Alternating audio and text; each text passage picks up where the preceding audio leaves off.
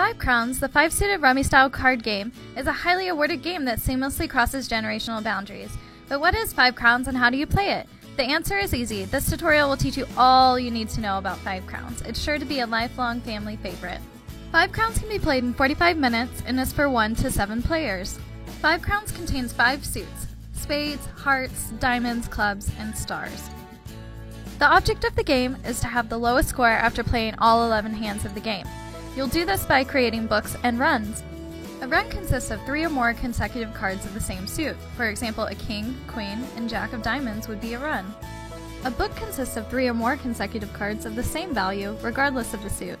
For example, the 5 of clubs, 5 of stars, and 5 of hearts would be a book.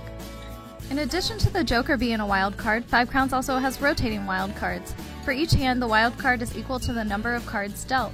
For example, when 3 cards are dealt, 3s are wild. When 4 cards are dealt, 4s are wild, and so on and so forth until kings are dealt and kings are wild in the last hand.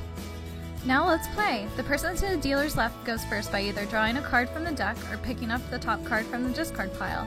The turn is completed by discarding 1 card.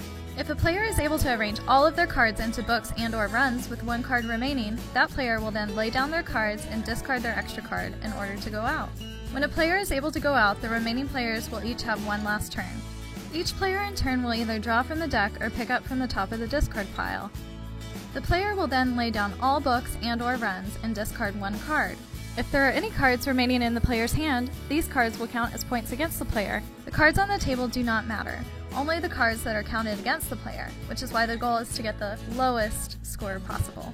Each number card is worth its face value. The jacks are worth 11 points, queens are 12, kings are 13, jokers are 50, and the current wild card is worth 20 points. The deal then passes to the player on the dealer's left. Cards are shuffled and the number of cards dealt increases by 1 card each deal.